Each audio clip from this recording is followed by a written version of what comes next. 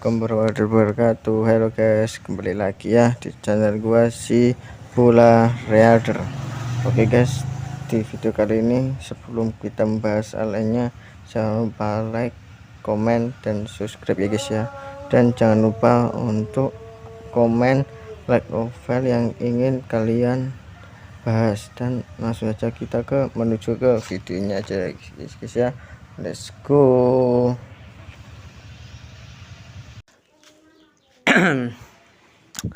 Oke guys, kembali lagi bersama saya di channel Bola Reader. Dan kali ini gue akan melanjutkan serial light novel yang berjudul Kiraware mau Gebutsu Karaku Reijou Tokoi ni Ochite Naniga Warui, atau bisa disingkat mau Kiraware mau Warui. Oke. Dan langsung saja kita, karena kemarin kita sudah membahas prolognya, dan langsung saja kita menuju ke pembahasan selanjutnya ya guys ya. Let's go.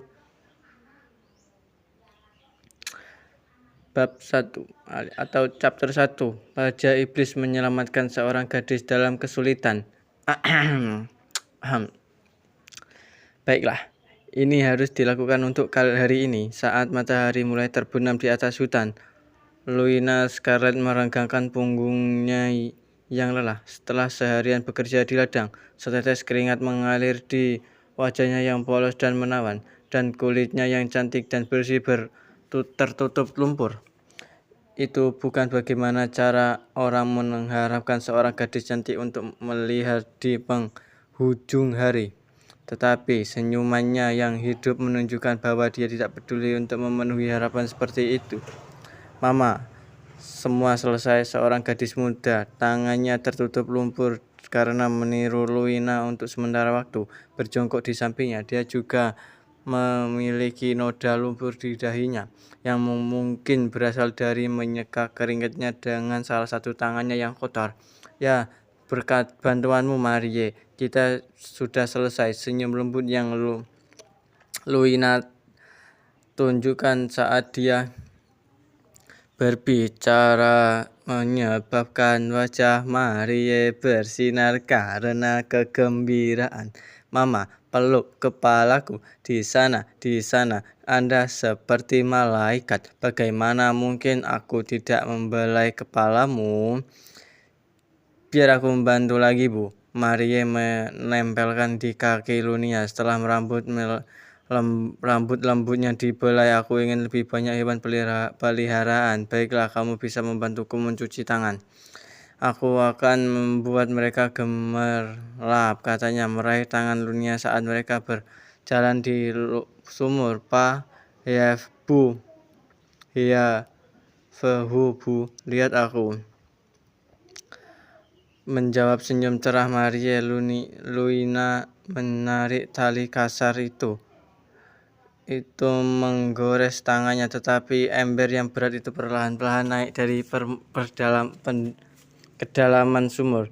Setelah berhasil mencapai puncak, dia mengangkatnya dengan tangan gemetar dan dengan lembut meletakkannya di tanah, memastikan tidak ada air yang tumpah di dalamnya. Marie kemudian memasukkan tangannya ke dalamnya dan memercikkan air saat dia membersihkan kotorannya. Aku semua gemerlap, serunya dengan bangga menunjukkan tangannya yang bersih. Lihat kamu, bagus sekali.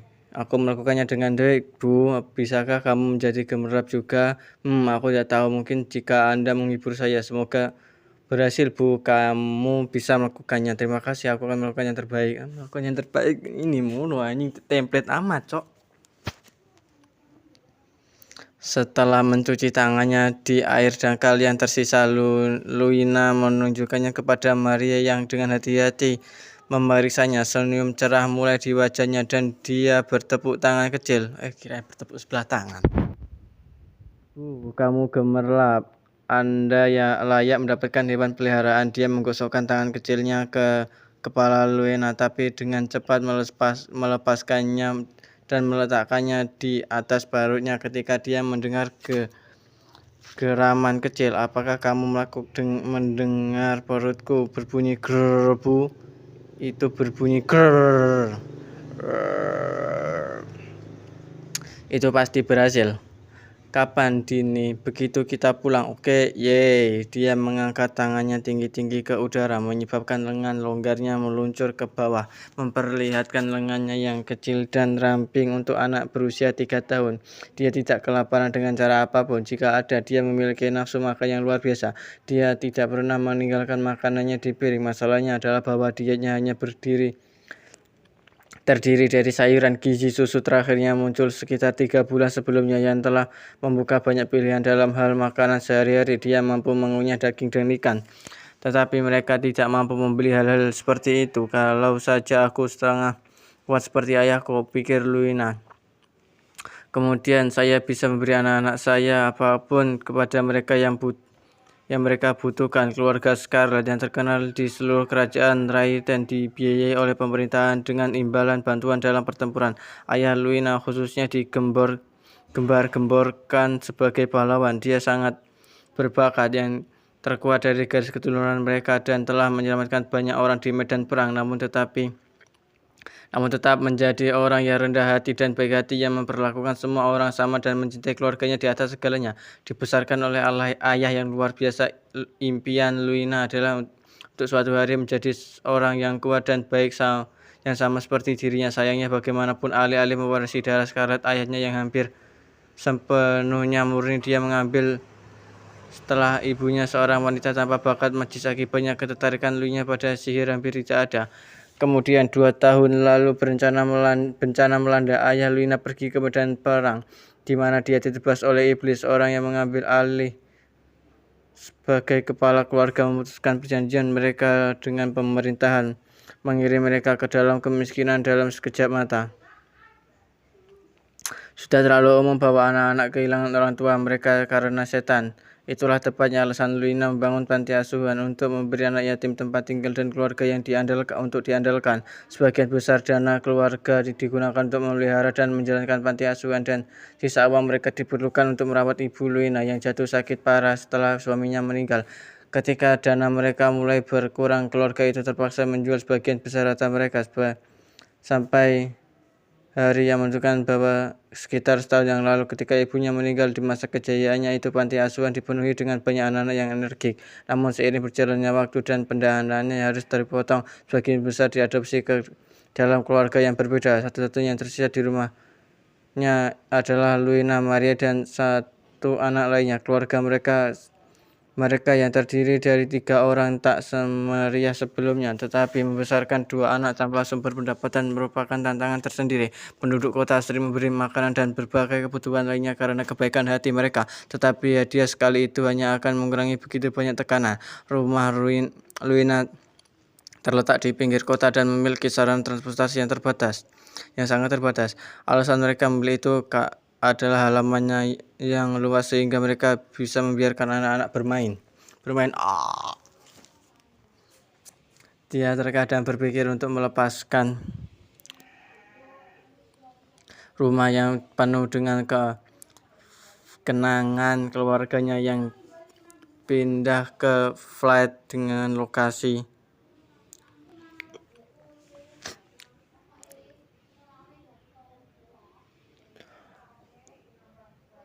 yang lebih baik. Melakukan hal itu akan menjadi cara yang lebih masuk akal untuk membuat hidup mereka sedikit lebih mudah. Tetapi pindah ke kota dan kehilangan halamannya berarti dia tidak akan bisa lagi menanam sayuran sendiri.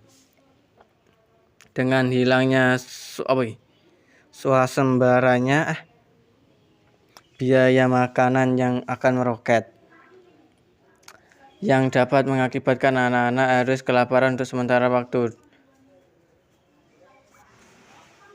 Dia benar-benar terjebak di antara batu dan tempat yang keras. Berhenti, pikirnya. Aku tidak bisa membiarkan diriku terjebak dalam kesia-siaan ini. Anak-anak peka terhadap perasaan orang dewasa. Luina selalu harus bersikap ceria agar tidak membuat Maria khawatir. Aku ingin bermain setelah Dini, kata Maria dengan cerah. Meskipun telah bekerja sepanjang hari, dia tetap hyper seperti biasanya. Hyper carry, bro. Matanya yang cerah menghilangkan kekhawatiran gelap Luina. Oke, kalau begitu mari kita balapan kembali ke rumah. Apakah kamu siap? Siap, saya sangat cepat. Lihat, Maria membual tentang keahliannya dan mengarahkan pandangannya ke rumah mereka yang berada tepat di dekatnya. Dia siap untuk buru-buru pergi ketika retak terdengar dari pagar belakang mereka. Tidak mungkin. Luina mencicit setelah balik ke arah sumber suara yang mengganggu. Warna menggelinding di wajahnya. Dia memutuskan untuk bersikap ceria di sekitar Maria. Tetapi makhluk kecil berwarna tanah yang berdiri di depannya membuat ketakutan.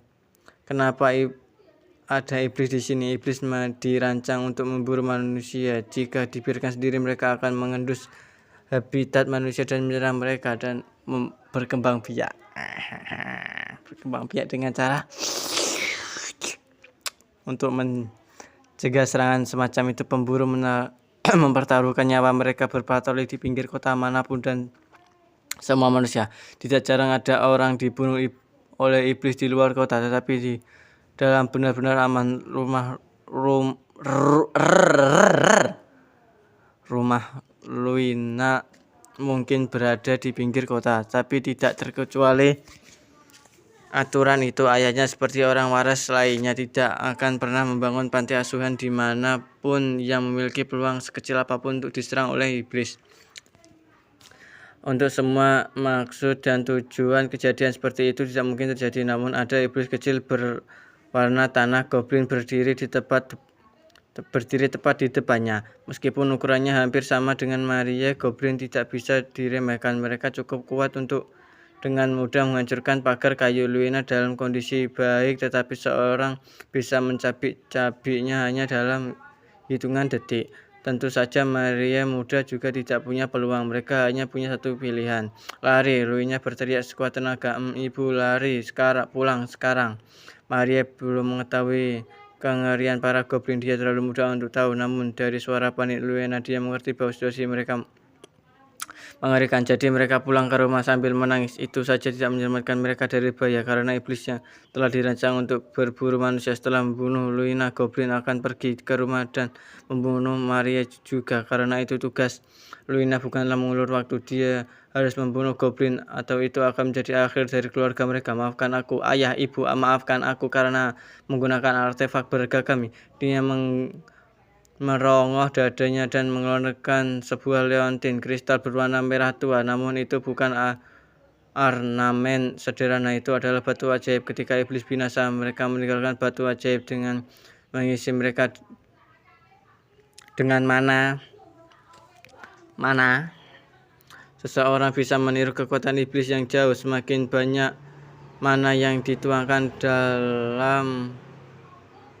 dalam batu, semakin kuat efeknya. Beruntung bagi Luina yang sangat lemah,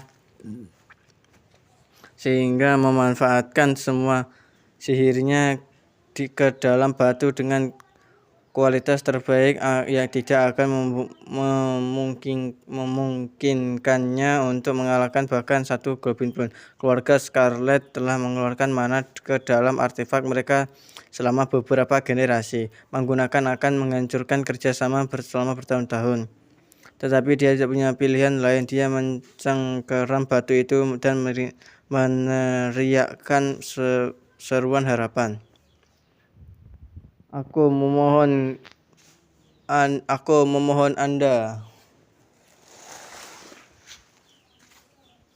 selamatkan Marie. Pada saat itu leontin itu mulai memancarkan cahaya merah yang menyilaukan, seolah-olah menanggapi doa Luina. Sinar cahaya ledakan yang tak terhitung jumlahnya berkumpul dan membuat satu sinar yang kemudian menciptakan lingkaran di tanah yang mengeluarkan cahaya yang mirip dengan matahari terbenam. Ketika cahaya memudar, seorang pria yang mengenakan jubah sehitam malam yang paling gelap berdiri di hadapannya. Ketika cahaya memudar, Anima mendapati dirinya berada di tempat yang asing. Cahaya pagi di atasnya tiba-tiba terbenam dan dia tidak kehilangan kesadaran sama sekali. Jadi dia pasti telah diteleportasi. Ada tanda-tanda lain untuk mendukung teorinya juga.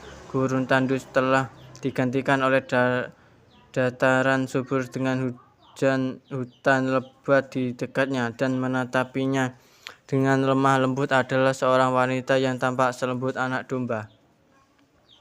Kulitnya yang bersih ditutupi oleh gaun berlumpur sederhana dan rambut birunya yang halus diikat dengan pita menari-nari di punggungnya dengan pengecualian di dadanya yang mengesankan.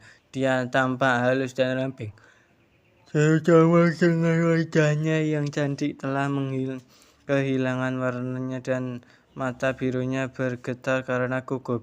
Arima tidak bisa mengalihkan pandangan darinya. Apa aku sedang bermimpi? Dia pikir. Arima sering melamun tentang seperti apa keluarga idealnya nanti. Jumlah anak dan tipe rumah berubah sekali. Tetapi satu hal pasti, istri yang dia bayangkan selalu memiliki suasana yang tenang dan penuh kasih untuknya. Gadis di depannya jelas gugup, tetapi bahkan melewati air mata. Kehangatan lembut terpancar dari matanya. Dia jatuh cinta. Buset, sekali tatap anjing langsung jatuh cinta. Menatapnya lebih lama hanya akan membuatnya semakin takut. Jadi Arima bergeser perslening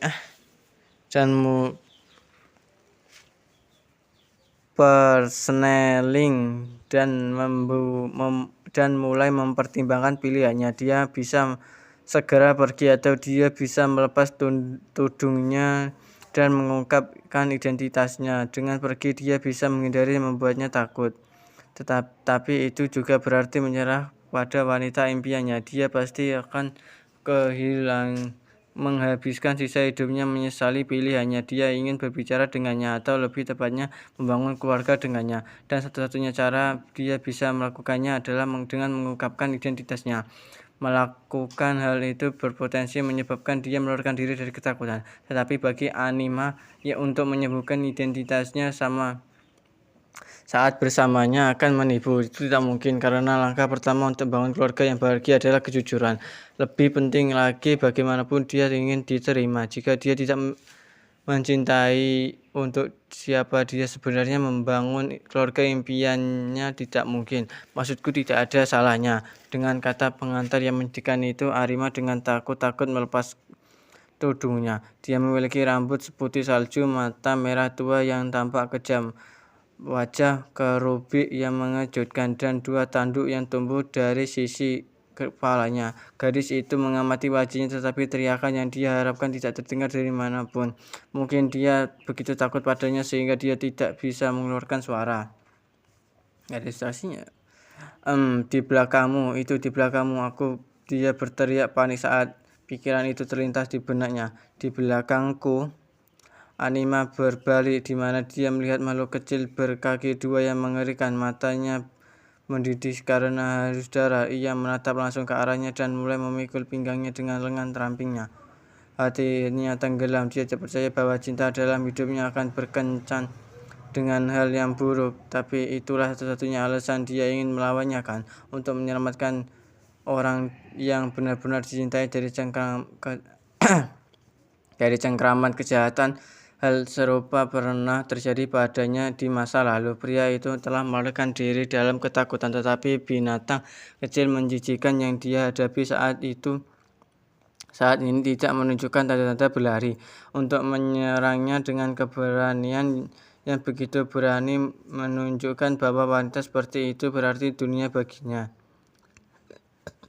Meskipun cintanya padanya tak goyah, dia tidak punya hak untuk menginjak-injak kebahagiaan orang lain. Tenang, aku di sini bukan untuk mencabik-cambik kalian berdua. Apa maksudmu? Bukankah kamu berkencan dengan anjing kecil ini? Tidak, bahkan tidak dekat. Aku tidak berkencan dengan siapapun. Dia menyangkal klaimnya dan memberikan sepotong informasi yang sangat penting sehingga segala sesuatu yang lain tidak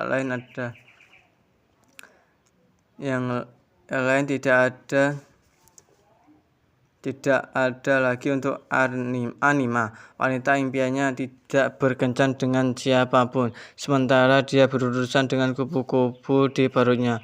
Gadis itu dengan takut-takut membuka mulutnya. Kamu baik-baik saja? Apa pinggangmu tidak sakit? Benda itu telah menusukmu sejak kamu muncul. Apakah kamu mengkhawatirkanku? Tentu saja. Anima benar-benar terpesona oleh kebaikan hati gadis itu. Dia akhirnya menemukan seorang yang peduli dengan kesejahteraannya.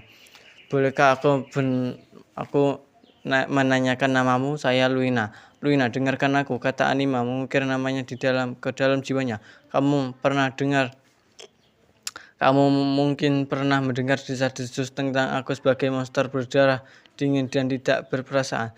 Tapi aku punya perasaan. Aku belum menumpahkan darah dalam beberapa dekade, jadi aku tidak tahu apakah itu dingin atau tidak. Tetapi aku meneteskan air mata dari waktu ke waktu. Percayalah, ketika saya mengatakan bahwa saya bukan orang jahat yang menjijikan seperti yang dibuat orang, pasti ada saat ketika aku mengamuk di tanah dan bertarung dalam pertandungan yang tak terhitung jumlahnya. Tapi aku bukan orang yang kejam. Kau menyebalkan. Anima meraih kepala goblin itu dan melemparkannya ke tanah, menyebabkan makhluk itu melambung tinggi ke udara dengan jeritan kering. Apa? Ini sangat lemah. Anima tercengang. Dia bermaksud bersikap lembut dengan makhluk itu. Dia tidak ingin membunuhnya karena mungkin memiliki keluarga. Bagaimanapun dia tidak bisa terjebak dalam hal itu, meskipun menyakitkan.